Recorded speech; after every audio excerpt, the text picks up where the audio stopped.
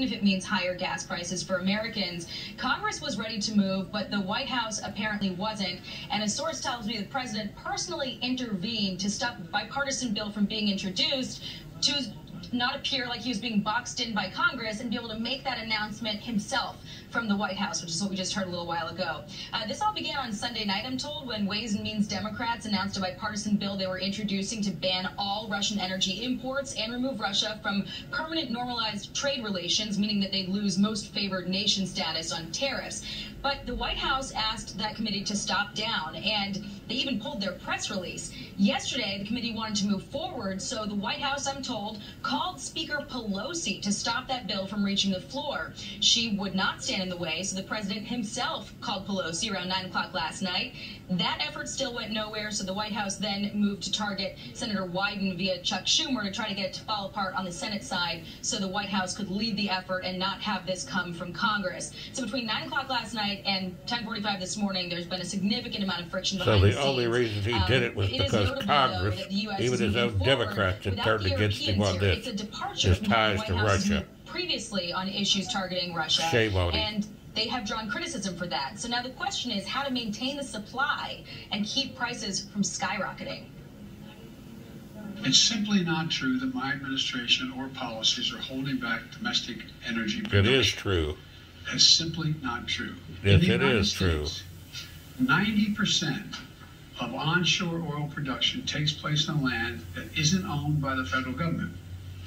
And of the remaining 10% that occurs on federal land, the oil and you are blocking it, sir. Millions of acres leased. That have since the day you took office and killed the pipeline. They could be drilling right now. Oil industry heads say the administration's unfriendliness toward fossil fuels has discouraged investment. And separately, I'm told Pelosi says that they will be voting on that bill, the bipartisan bill, regardless of this effort from the White House. Emily? Thank you, Jackie. All right, well, the world is starting to react now. Let's see if Ukrainian President Zelensky, who's now addressing UK's parliament, will say anything about the recent developments with our own president in Russian oil. Let's watch together. For our contact with our army. On day 2, we have been fighting airstrikes, and our heroic military servicemen on the islands mainly have been trying to fight. When Russian flags when Russian forces demanded that we lay down the arms. However, we did continue fighting, and we did feel our force, the force of our people that opposed the occupants until the end. The next day, the artillery started fighting us. Our army showed us who we are, and we have been able to say who are people and who are beasts. Now, on day 4, we started getting people captive. We have not been torturing them. We remained humane even on day 4 of this terrible war.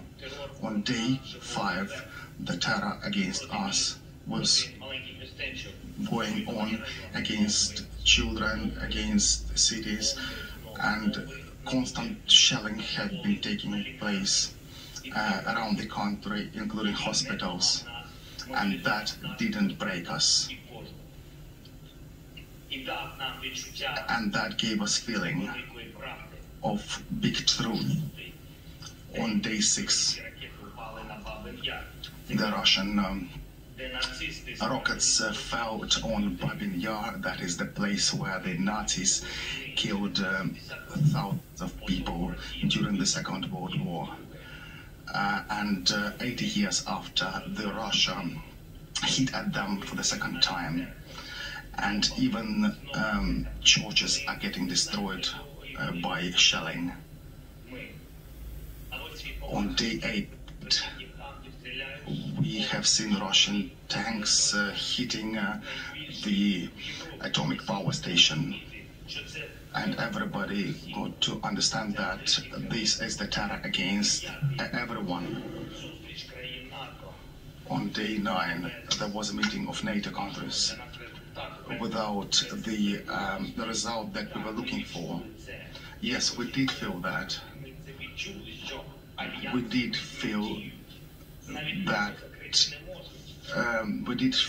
Unfortunately, that the alliances don't work properly always, and the no-fly zone cannot be enforced. And on day 10, the Ukrainians started protesting en masse, stopping the armored vehicles with their own hands. And on day 11, the children and cities were being hit, and hospitals as well, with the rockets and constant shelling. And on that day we realized that Ukrainians became heroes. The entire cities, children, adults. And on day 12, the losses of Russian army exceeded 10,000 people killed. And also including the general, and that gave us hope that there will be some kind of responsibility for those people in front of the court. On day 13, in the city of Mariupol that was attacked by the Russian force, a child was killed. They do not allow any food, any water, and people started panicking. I think everybody can hear that people do not have water over there. Over 13 days of this situation, over 50 children have been killed. These are the children that could have lived, but these people have taken them away from us. The United Kingdom, Ukraine, were not looking to have this fall. The Ukraine have not been looking to become big, but they have become big over the days of this war. We are the country that are saving people despite having to fight one of the biggest armies in the world. We have to fight the helicopters, rockets. The question for us now is to be or not to be. You all know this is Shakespearean question. For 13 days, this question could have been asked, but now I can give you a definitive answer. It's definitely yes, to be. And I would like to remind you the words that the United Kingdom have already heard, which are important again. We will not give up, and we will not lose. We will fight till the end, at sea, in the air. We will continue fighting for our land, whatever the cost. We will fight in the forests, in the fields, on the shores, in the streets. I would like to add that we will fight on the banks of different rivers like Dnieper, and we are looking for your help, for the help of the civilized countries. We are thankful for this help, and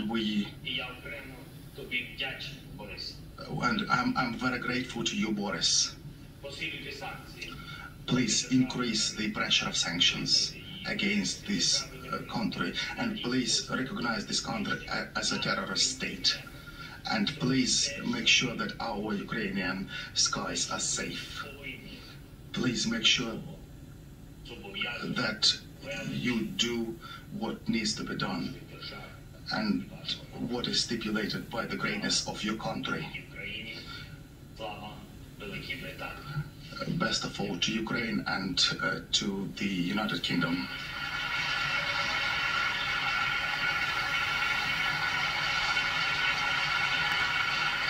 And that's the way we should be treating him also, as a great hero. And Putin as a murderer. Shameful.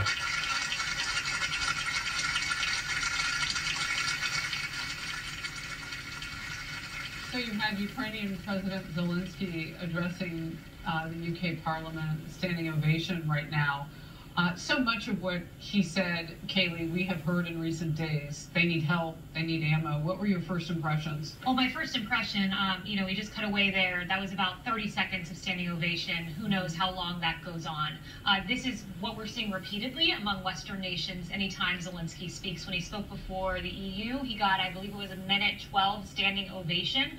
And the reports from inside that room, his intervention will be part of history, said the official who was in the room. It was very emotional. Leaders were deeply affected. The silence in the room was impressive and the impact was clear. And the official attributed Germany, Hungary, and other European countries changing their posture to support Ukraine more to the compelling speech by Zelensky. And I think we just saw another example of that. He spoke to U.S. lawmakers. There he was in the parliament. This man is the reason that we have had a 13-day war and not a 3-day war. This man and the strength and bravery of his citizens. I'll ask the team, if the standing O is still happening, we can always do a side-by-side panel, but I think that we have lost that. Emily, as he speaks, two things have changed about today. One, his list has gotten longer of the things that he needs because they're running out of ammo. They're using a lot of it. And in that incredible show of bravery and might to push back, now an estimated up to 200,000 Russian forces, the entire 100% that were massed on the border through Belarus, now Putin has put inside that country of Ukraine. The other thing is, he is no longer a moving sort of leader. He is working in his office. He's in one place. And that might make some people fearful that, my goodness, we know that Putin's forces want to go after him.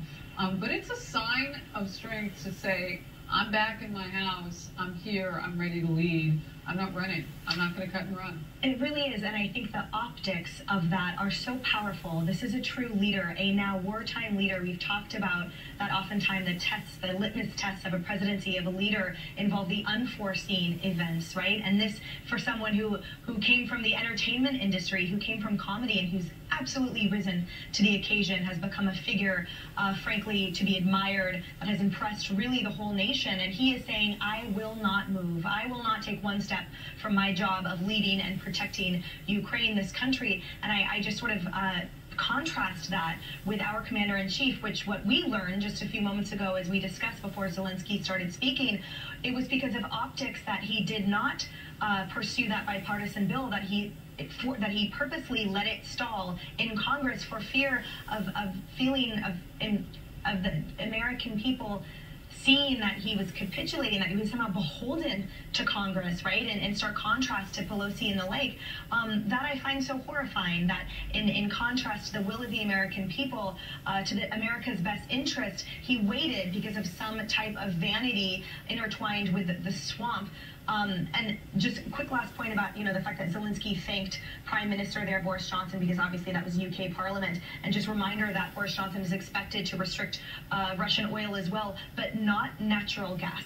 And those restrictions will be phased in the coming months, but it's just an interesting play because Europe is entirely dependent at this moment. It will take them a few years. EU director has claimed her commitment to have them pull away, but that will take years. That's not overnight. Yeah, they are much more multi-layered in terms of their dependence on Russian energy. They have to keep it up, though. I mean, when this and comes Biden to again dragging his feet and getting the job done, unfortunately.